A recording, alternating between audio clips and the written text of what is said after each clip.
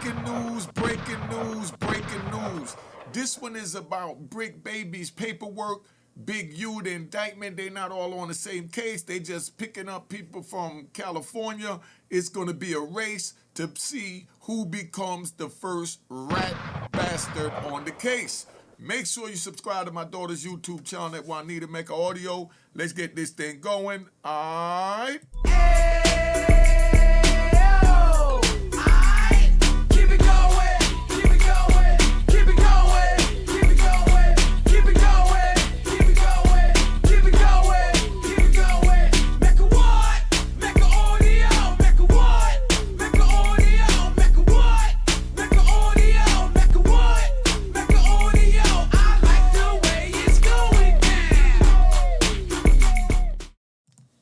All right, you know what it is. Unique Mecca Audio, man. We're going to play this joint here. We're going to get right into it. This right here is going to blow your mind. That's all I'm going to tell you. All right, let's go. And we back with that Rollin 60 indictment, about to go through all the other co-conspirators that went down along with Big U in Operation Drawdown. Now, for everybody that's seen our last video, you know, we touched on certain individuals that were all on the indictment together. But when the feds released this picture of everybody that was in custody in this operation, from the outside looking in, it looks like everybody went down for the same thing, and that's not the case. Multiple individuals that went down on the case were a part of that initial indictment with the RICO on it. But as we talked about, the Rollin 60s as a whole were already under investigation in 2020 before federal investigators really put their eyes on Big U. So there's multiple different indictments that went along with this situation. And this is why Bricc Baby, who was mentioned on the wiretap in Big U's indictment, wasn't named as a defendant in that indictment because the feds had bigger plans for him and one of his homies. See, that's what they're going to do, right? They pick you up, and when they pick you up, they just hold you off, and they already know that by them grabbing you, they're expecting you to be the one to tell on them, you know, tell on your comrades. But it don't always work that way, you know? It don't always work that way. That's why you have to know how to play it. Now, the best way to play it is not to say nothing because you already know the rules. You know, keep your mouth shut because anything you say can and will be used against you. I know y'all heard that before. Let's get back to the tape. All right? Now, again, in Big U's indictment on the wiretaps, Bricc Baby was caught talking about a robbery and paying money to Big U. But a situation that we heard before that WAC 100 had brought up was a situation where Bricc Baby had caught a federal case with some firearms. It's one thing to have a possession of a firearm. AKs are illegal in the state of California. They're not DA rejecting that. But what I'm telling you is it was never picked up by the state. The feds are holding it. He knew it. Only thing I'm doing is going over what he's saying. So you think that he's a federal informant? I think he's definitely working. There was questions looming and allegations circling regarding his cooperation and why he never had a court date or really had to answer for them firearm charges. This is why he's in custody now. So this incident with Bricc Baby stems back all the way to 2022 on July 12th. And we see the indictment alleging that he was a felon in possession of firearms and ammunition. They're not going to drop a charge on somebody that's a felon in possession of a firearm. Not in America. So Bricc Baby, real name Zaire Mitchell, also goes by Big Shitty, MPA Shit Row, Shitty Montana, or Bricc Baby Shit Row, as he was introduced when he hit the rap scene over 10 years ago. But the indictment is alleging that on July 12, 2022, he was in possession of a 9mm Luger. And it's alleged that he was shooting a gun in a business parking lot somewhere in LA County.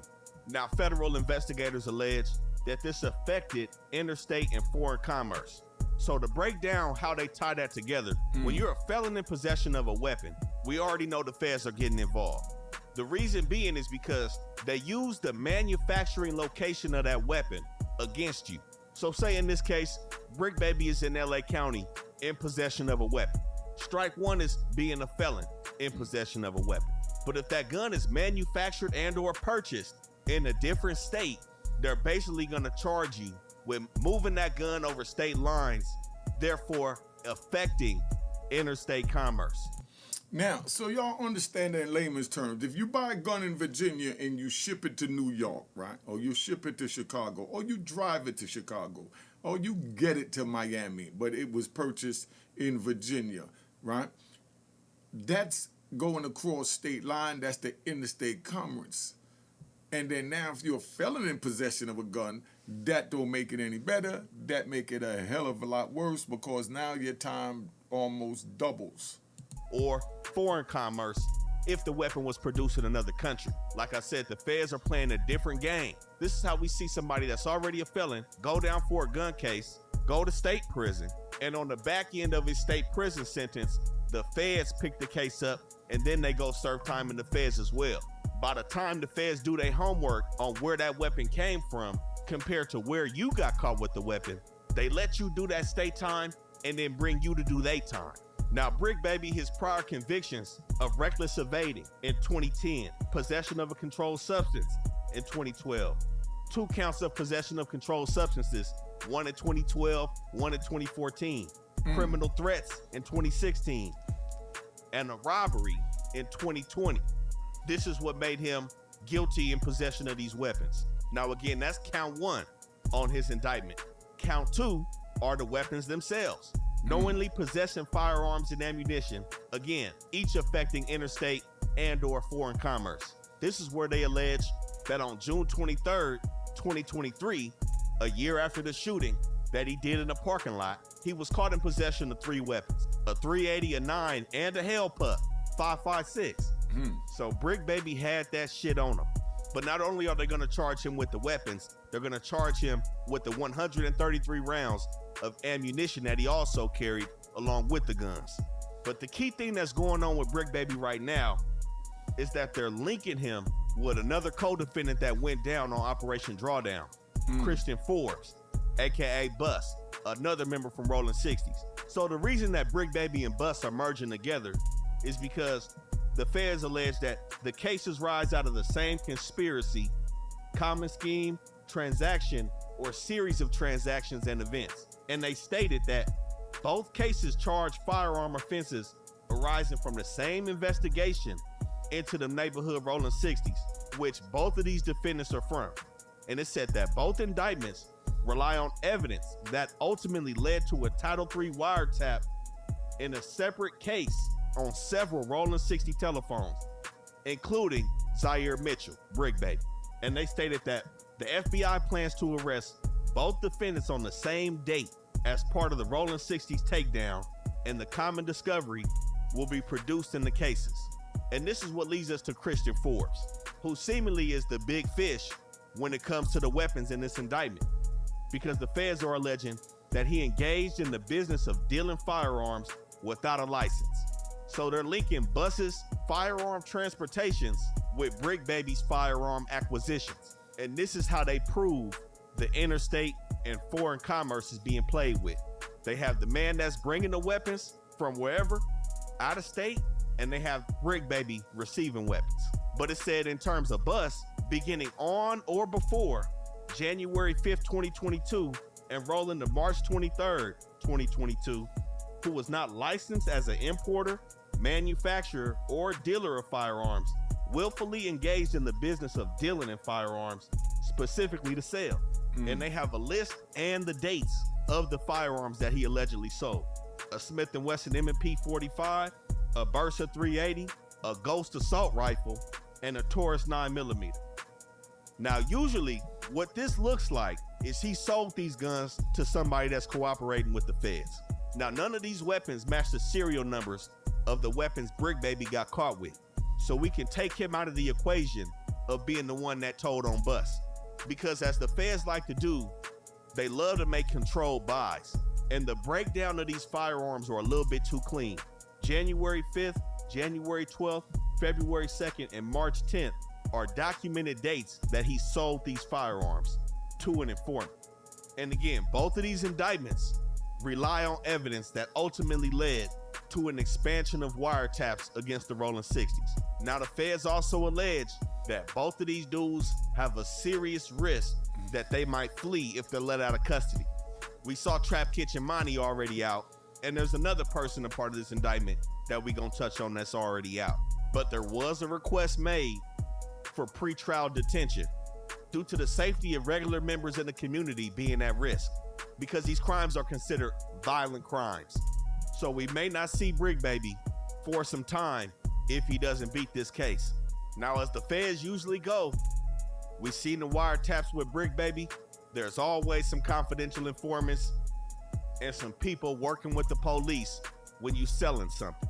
So this takes us to the next two defendants that went down in Operation Drawdown: Derek Andre Pollard, aka Grimsky, and Zachary Rodriguez Garcia, aka Z. Both of these two dudes are on an indictment together, accused of participating in a conspiracy to distribute meth, another count of distribution of meth, and possession with intent to distribute fentanyl, methamphetamine, and MDMA, another count of possessing a firearm in furtherance of a drug trafficking crime, and lastly, being a felon in possession of a firearm. So what we see here, everybody on this indictment is either members of neighborhood Rollin 60 or criminal associates of the 60s. That's what the feds is gonna call them. And everybody is seemingly moving on their own program, doing things at different times. But since they all a member of the 60s organization, there was communication linking all 19 of these individuals that we see went down on this case.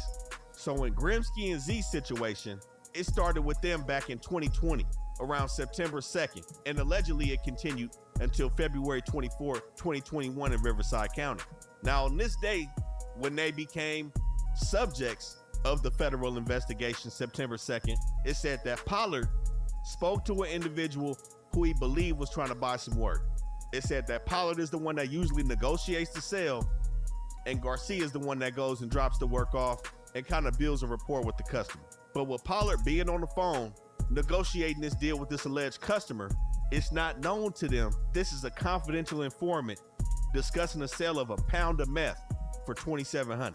So Pollard instructed the confidential informant to meet with Garcia at a predetermined location in Riverside, California. Now, when they met later on that night, Garcia offers the CI 10 pounds of meth at a discounted price, knocking $200 off each P and saying he can slang it to him for $2,500 if he get 10. But he also offered other types of drugs and firearms that he could sell this confidential informant. Now, I don't know if he knew this dude before, if he dealt with him, it don't seem like it. But that's crazy. And this is the work of some young, unexperienced members. So he went on to sell the confidential informant what he claimed to be a pound of meth, but instead was 44 grams of dimethyl-sulfone for $2,700. Now he ended up whooping the buyer, sold him some bunk for $2,700, but that seemingly doesn't even matter to the feds, man, that it wasn't even a controlled substance. Now, after Garcia gave him that work, Pollard tries to shake the confidential informant down for $100 for brokering the sale. And of course, he met with the confidential informant and got his little $100. So they sold dude some bunk and then took $100 for brokering the deal on top of that. They was playing some shady games. But about 2 weeks later, September 17th, Pollard's back on his phone talking to another confidential informant, discussing another sale of a pound of meth, negotiating another $2,700 price and a $100 middleman fee. This time, Pollard is the one that met with the CI, and they sell him some bunk again, 446 grams, and they short of dimethyl-sulfone. So the feds, after this, they kick back and they cool on these dudes for 3 months. They circle back around December 15th, 2020, hit him up again for another pound. Pollard talking on the phone again, but using quote-unquote coded language. They negotiate a price, and this time, Garcia meets with the confidential informant and gives him a short P, 438 grams of pure methamphetamine for $3,000 this time. That third time was a charm. Now, in between that 3-month cool down period, on October 14th, 2020, again still in Riverside County, Grimsky is said to have knowingly possessed a Glock 40. He was already a felon, so now he's a felon in possession of a firearm. That's where that count comes from that was alleged at the top of the indictment. It said that in Arizona, he had a solicitation to commit forgery back in 2018. Now, the indictment doesn't necessarily say how they know he got caught with it, But we know Grimsky been on the phone this whole time. And we know that wiretap has been popping. Now, a couple months after they made that final sale of actual meth to the CI, it said that in February 2021, they were in possession of a key of fentanyl. And they also had another 189 grams of meth and some MDMA with them as well. Now, the key thing is with this indictment kind of being bland, this is how confidential informants and snitches fill in the blanks. Now, just so you understand, right, I sat back and I listened to that because I want y'all to understand they have new laws and new rules and new placements that they talking about sending our citizens that get caught for drugs to a new prison they got overseas called Sacat. I think they said it's in El Salvador. They corrected me. I was saying Venezuela. But in El Salvador, if I'm wrong again, you rat bastards, put it in the comments and correct me again, and I get it right on the next one. Now, you sit there and you're selling drugs, and they're talking about the death penalty for selling drugs. They're talking about sending you to a prison where you don't get no visits, no phone call, and nobody could write you, no type of communication with outside the prison whatsoever is what they get ready to linger over your heads. Please be careful. Pay attention to this video, and I hope you catch the jewels. It's not much for me to say in this one because this is very informative. They breaking the case down, and I'm learning it, and y'all learning it too with me so that we could go through this together. All right? Well, they're not necessarily saying they were stopped with this work, they got caught with it, they was arrested with it. Either they was talking on these wiretaps, saying how much work they got, or somebody's telling. And this is how these two dudes got their faces on this Operation Drawdown board, due to their connection with the 60s. Now, the next person that's also in custody on this indictment is Joshua Holly. Now, he seems to be one of these criminal associates of the 60s that I spoke on. They're not putting him down as a full-fledged member, but he also went down for the same thing as Grimsky and Z. Distribution of methamphetamine, carrying a firearm during and in relation to, and possessing a firearm in furtherance of a drug trafficking crime. I think the only thing working for this dude is he wasn't a felon in possession of a gun. But on March 11, 2021, they got him presumably on wiretap, knowingly and intentionally distributing at least 50 grams, which came out to be 423 grams of meth. Now, the indictment doesn't allege that he was dealing with a confidential informant or a confidential witness in this case. So again, I have to stress that the wiretap and the hundreds of hours of conversations that they have is going to play a pivotal role in pushing these guys towards a plea deal when they see exactly how much evidence they have against them. April 1st, 2021 looked just like March 11, 2021, where they got this dude selling 435 grams of methamphetamine. Both of those situations were in LA County. And on the April 1st incident, it's alleged that he possessed a firearm while he was selling that work to somebody. They have him again on April 27th, selling 443 grams of meth. So as you can see, they've really been building this case for a long time. Again, they started watching Big U February of 2021, but they already had these wiretaps set up on these dudes back in 2020. And I'm gonna say, if Big U didn't allegedly kill Rayshawn Williams, this would be a pretty uneventful indictment for the feds. They'd have Bricc Baby, but it wouldn't be this big. Now, the next person that went down on this case was Ron Antoine Britton, aka Ronnie Mac. The feds are alleging that he was possessing with intent to distribute cocaine. And like many other people in this indictment, he was in possession of a firearm in furtherance of a drug trafficking crime, and also a felon in possession of a firearm and ammunition. So we have Ronnie Mac on January 31st, 2024, allegedly intentionally possessing with the intent to distribute cocaine. Now, it doesn't say he sold it to anybody, so more than likely, he was caught with it. And he was probably somebody that also participated in conversations on the wiretap, so they glued him into this federal indictment. But even if he wasn't, being a member of the 60s and being a felon in possession of this firearm, they was gonna throw him in there anyway, because they caught him with the gun when they caught him with the powder. Now, he had multiple firearms. He had a Glock 26 and another Ruger 9mm when he went down. Now, just like Bricc Baby, they charging him with the ammunition as well. he had over 30 rounds of 9mm ammo while being a felon. Now, this dude right here, this is a fraudulent dude right here.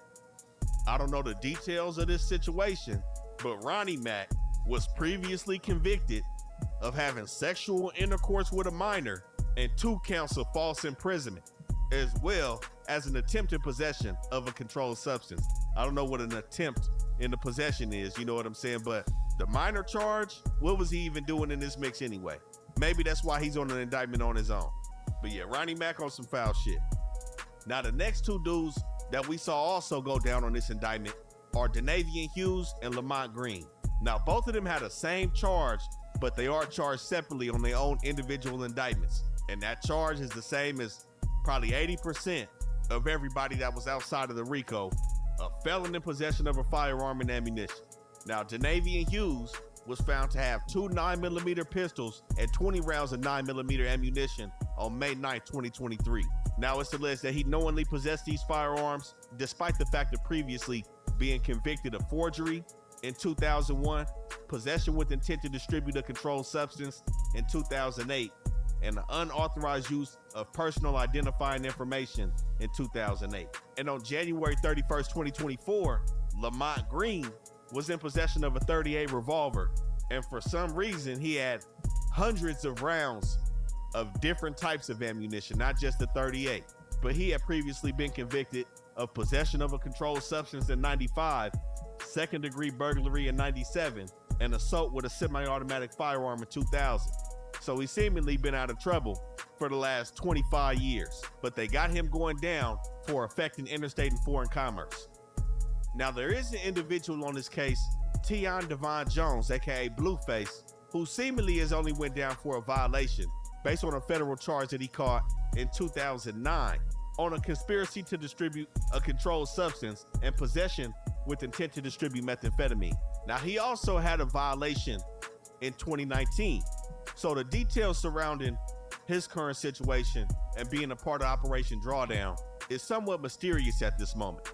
But 2 dudes on this case are 2 people that I would put my money on that are gonna end up snitching. We got the starter everybody's been paying attention to, Fuck Juan and Brian Perez Mejia. Those 2 dudes now, look, I don't want to necessarily put a jacket on nobody, but everybody else other than Jaquan Lee Smith, JJ, has some paperwork. Now, I don't know where Fuck Juan's paperwork is or Brian Mejia, but it's something about these 2 dudes that's rubbing me the wrong way, man. They not fitting in. So I wouldn't be surprised if these 2 dudes, if anybody takes this to trial, you may see one or both of these individuals. I'm gonna just put my money on that, you know. But Jaquan Lee Smith, you know, he's also a mysterious character in this situation. I'm not gonna say anybody is snitching other than the confidential informants that we know exist without name right now. But Jaquan Smith is also somebody that's mysterious in this case, man. But you know, we have to break down everybody else that was a part of this indictment because, like I said, from the outside looking in, it looks like everybody's tied to Big U Enterprises, and that's not the case. Everybody has a common denominator in them neighborhood rolling 60s, man. All right, just so you understand and so you know where we at. Big U in a world of a lot of trouble right now. I wanted to play that because that was a good breakdown on the case. And, you know, we need to know what's going on because right now it's a war on the rappers. Look what's happening over there with Mo 3 over there in Texas. It's just crazy, you know? So, man, y'all need to stop it, man. Y'all need to stop it. Stop it. Subscribe to my daughter's YouTube channel at Juanita, Mecca Audio. Let's keep it moving. All right? Cheers, cheers, toast the crime, toast the crime, the crime, the crime, the crime.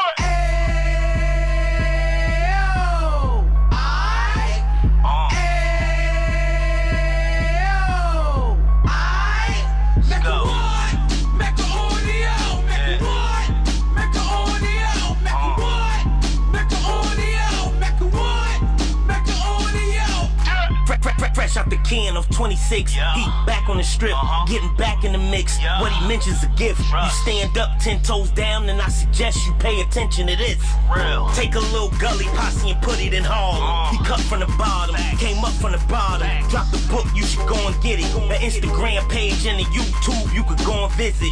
Then you could consider yourself LinkedIn. Sit front row and get Jews from a kingpin. How he went through it, so you ain't gotta go do it. To not pay attention would be stupid. Talking about a man that probably put your grandfather on. Probably the reason that him and your grams got along. A man that generated millions on the block, did his time, never squilling to the cops, Mecca audio.